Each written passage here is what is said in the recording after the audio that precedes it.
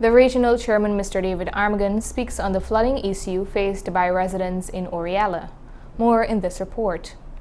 The rainy season that is accompanied by incessant precipitation has not only resulted in the coastal areas experiencing severe flooding, but it also has an underlying impact on the riverine communities like Orealla, that is an indigenous neighborhood. The regional chairman, Mr. David Armagon, has recently met with media operatives to speak on the issue of the flood-affected riverine communities. Yes, we are aware that some people are still flooded, and that is why a lot of them, when we went in there to deliver the cash grant, a lot of them were outside. Quite a few of them were outside because they had to abandon their place to come outside because it's in a bad state. But we are trying, you see, that has to be solved over time, because the banks of the Kanji Creek has to be raised. Because every time the Kanji Creek rises, what you find is that these people are flooded out.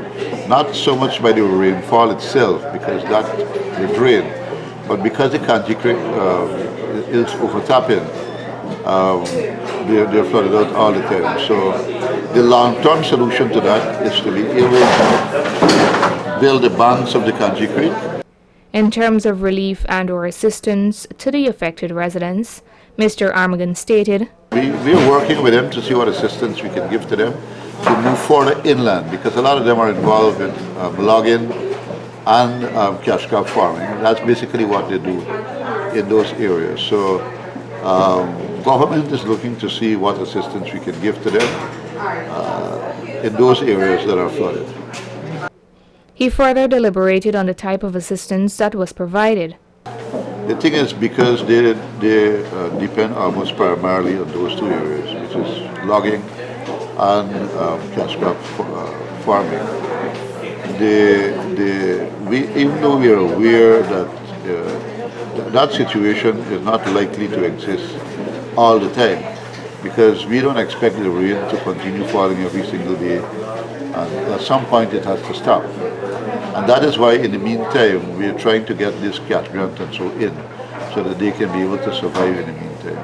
But in terms of another form of livelihood, that will have to engage higher levels.